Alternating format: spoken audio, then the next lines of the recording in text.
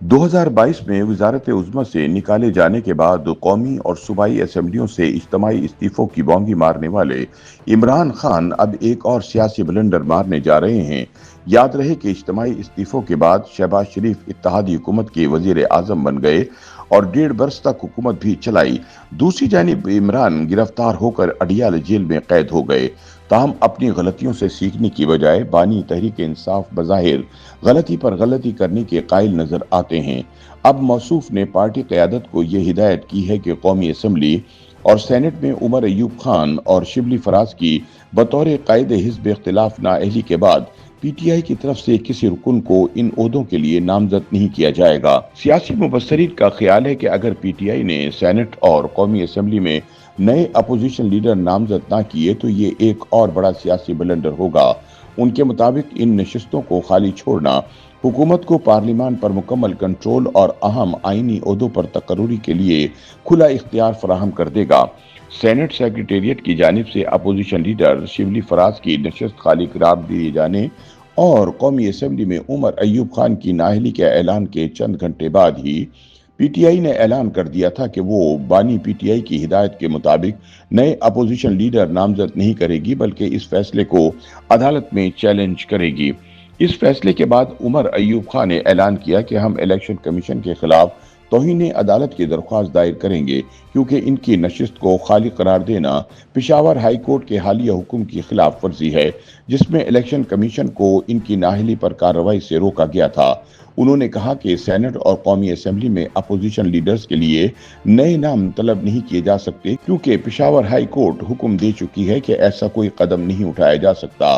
उनका कहना था कि वैसे भी दीगर अपोजिशन जमातों के पास इतनी तादाद नहीं कि वो अपना अपोजिशन लीडर मुंतखब करवा सकें। उमर अयूब का कहना था कि पीटीआई दोनों ऐवानों में सबसे बड़ी अपोजिशन जमात है और इसे इसके हक से महरूम नहीं किया जा सकता। साबिक स्पीकर असद कैसर ने उमर अयूब खान और शिबली फराज की नाअहली को मायूस कुन करार दिया और कहा कि इससे हुकूमत की गैर जरूरी उजलत अया होती है।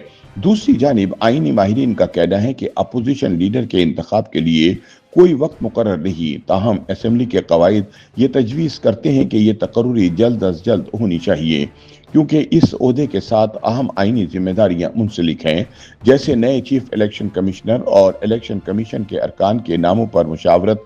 चुनाचे ये नशिस्तें खाली रहने की सूरत में पार्लिमानी काम मुतासिर होगा, क्योंकि opposition leader business advisory committee में अपोजिशन की नुमाइंदगी करता है, जो कि पार्लियामान के एजेंडे और रोजाना की तरजीहात तय करती हैं। दूसरी जानिब नए अपोजिशन लीडर की तकर्रुरी के लिए स्पीकर हिज़्ब इख्तिलाफ के अरकान के लिए तारीख तय करता है, जब इन्हें दस्तखत के साथ अपोजिशन लीडर का नाम जमा कराना होता है। दस्तखतों की तस्दीक के बाद अक्सरियती हिमायत रखने वाले रुकन को अपोजिशन लीडर करार दे दिया जाता है। आईनी माहिरीन का कहना है कि इलेक्शन कमीशन की जानिब से किसी रुकन पार्लियामेंट को नाअहल करार दिए जाने के बाद इसकी नशिस्त फौरन पुर होनी चाहिए। अगर पीटीआई इस इंतखाब में हिस्सा नहीं लेगी तो बाकी अपोजिशन किसी भी रुकन को इस ओहदे के लिए नामजद करके अपोजिशन लीडर बना देगी। याद रहे कि 2022 में जब पीटीआई वालों ने कौमी असम्बली से इज्तिमाई इस्तीफे दिए थे तो हुकूमत ने राजा रियाज को फ्रेंडली अपोजिशन लीडर बनवा दिया था।